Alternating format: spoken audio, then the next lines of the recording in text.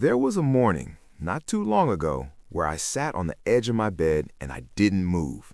I just sat there, staring at the floor. The alarm had gone off 40 minutes earlier.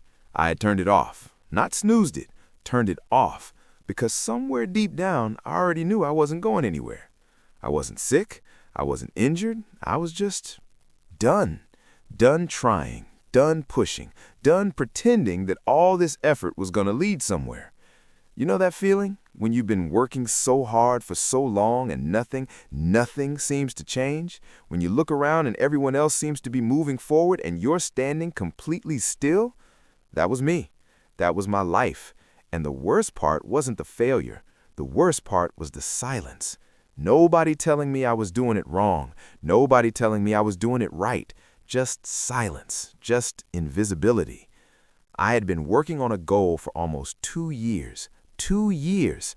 I had read the books, watched the videos, made the plans, set the alarms, written in the journals. I did everything you're supposed to do. And still, nothing had changed in any meaningful way. My bank account looked the same. My relationships looked the same. I looked the same when I stared into the mirror every morning. Same tired eyes, same uncertain face, same voice in my head asking the same question it always asked. What is wrong with you? I want you to hear that. I want you to actually feel that for a second, because I know you've had that moment. Maybe not exactly like mine. Maybe yours looked different. Maybe you were in a car or at work or laying in bed at 2 in the morning staring at the ceiling. But you've had that moment where you thought, maybe I'm just not built for this. Maybe some people have something I don't have. Maybe I missed that thing, that ingredient that makes people successful. And maybe I just have to accept that. That thought is a liar. I need you to know that right now. That thought is the most dangerous thought a human being can have, and it is a complete and total lie. But I didn't know that yet, not on that morning. So I sat on that bed, and I did something I hadn't done in a long time. I stopped performing. I stopped pretending. I stopped trying to motivate myself with the same recycled phrases I'd heard 1,000 times. I just sat there, and I let myself be honest. I said out loud to nobody in that quiet room, I don't know what I'm doing. I don't know if this is working. I don't know if I have what it takes. And something strange happened. Nothing exploded. The world didn't end. I didn't crumble into dust. I just sat there, and I felt something shift. Not a miracle, not some movie moment where the sun breaks through the clouds and the music swells. Just a small, quiet shift, like something had been held tight for a very long time and had finally been allowed to breathe. I picked up my phone. I wasn't looking for a quote. I wasn't looking for a motivational video. I was actually just trying to distract myself. But I ended up reading about a man named James Dyson. You know him. He makes the vacuum cleaners. But what most people don't know is that James Dyson made 5,127 prototypes before he made the one that worked. 5,127.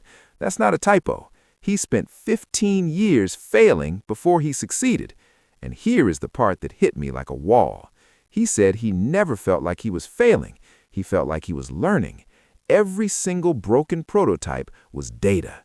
Every dead end was a direction eliminated. He wasn't losing. He was narrowing down. I put the phone down and I sat with that for a long time.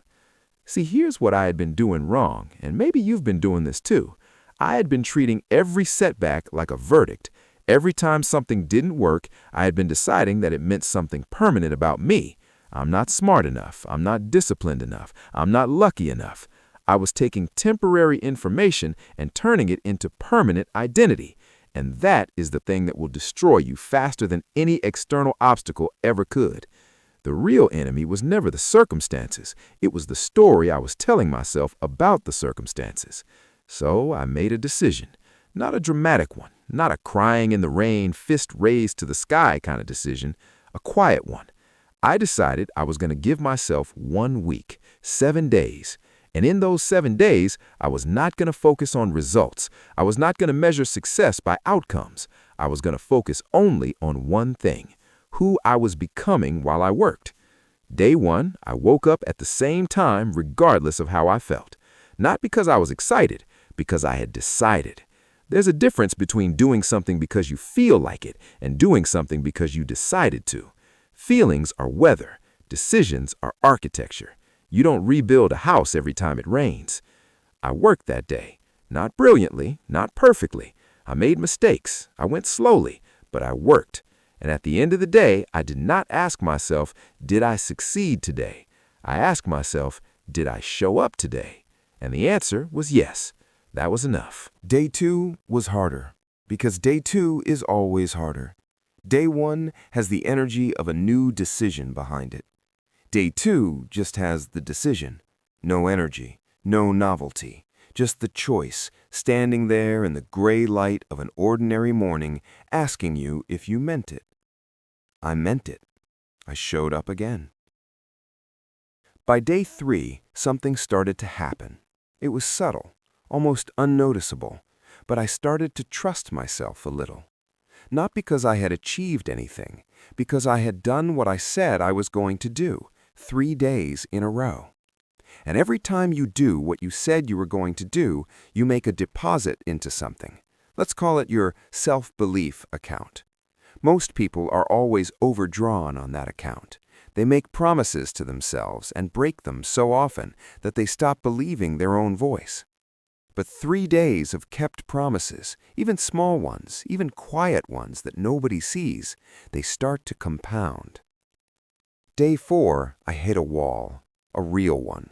Something I was working on fell apart, completely. Something I had spent real time on, real energy on, real hope on. And the old voice came back. See? What's the point?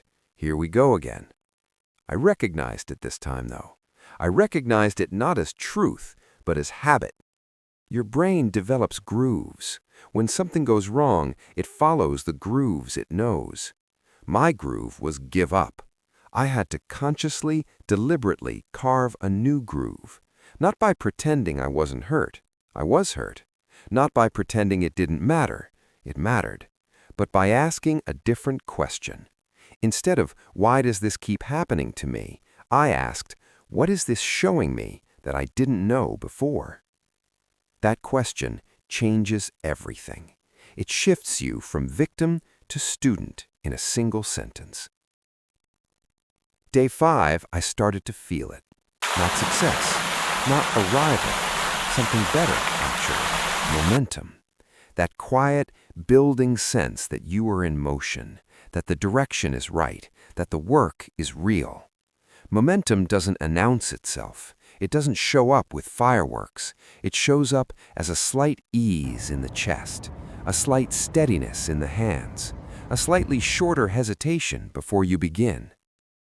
Day 6, I looked at someone I admired, someone who seemed to have everything figured out, and for the first time, I didn't feel envy. I felt something closer to curiosity. What did they practice? What did they refuse? What did they keep doing when nobody was watching? Because I had started to understand something. The gap between where I was and where I wanted to be was not a talent gap. It was not a luck gap. It was a consistency gap. And consistency is the only gap that is entirely within your control. You hear that? Entirely within your control. Not your background, not your resources, not your connections, not your history. Those things shape the terrain, yes, but consistency, the daily, unglamorous, unwitnessed act of showing up and doing the work, that is yours, completely. Nobody can take it. Nobody can give it to you. It lives entirely inside the space between who you were yesterday and who you choose to be today. Day 7. I woke up and I felt different. Not transformed, not fixed, different. Like a person who had been hunched over for a long time and had just straightened their spine. It wasn't a posture someone else could give me. I had to choose it myself, one vertebra at a time, over 7 days of quiet, invisible, uncelebrated effort. And here is what those 7 days taught me, the thing I want to leave deep in you before we're done here. You will never feel ready. Readiness is a myth. Nobody wakes up one morning feeling completely ready to do the hard thing. Ready is not a feeling that arrives and then you begin. Ready is a feeling that sometimes shows up after you've already started. The action creates the readiness, not the other way around. If you are waiting to feel ready, you will wait forever. You will wait until you are old and gray and full of "I almost did that" and "I was going to start" and "maybe next year." That is not the life you want. I know it's not, because you wouldn't be here if it was. The version of you that changes your life is not some future superhuman version of you with more money, more time, more confidence, more clarity. It is the current, imperfect, unsure, slightly tired version of you who decides on an ordinary Tuesday, in an ordinary moment, to do the thing anyway. That version of you is more powerful than you have ever allowed yourself to believe. You don't need 7 magical transformations. You don't need to overhaul your entire life. You need 7 days of doing what you said you would do. 7 days of asking better questions. 7 days of being a student of your own setbacks instead of a victim of them. 7 days of caring more about who you're becoming than what you're achieving. 7 days of keeping one promise to yourself every single day and watching what that does to the way you see yourself. And then 7 more. And then 7 more after that.